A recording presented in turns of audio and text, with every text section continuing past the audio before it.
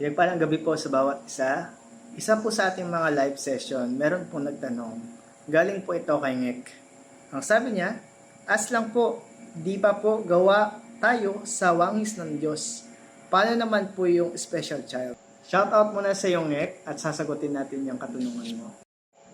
Ang sabi po dun sa John 4:24, na ang Diyos ay Espiritu, kaya dapat sinasamba siya sa Espiritu at katotohanan. Now, dahil siya Espiritu, wala po siyang anyo na katulad sa ating mga tao. Itong ating anyo sa katawan, ito po ay dinisenyo ng Diyos para dito po yan sa lupa.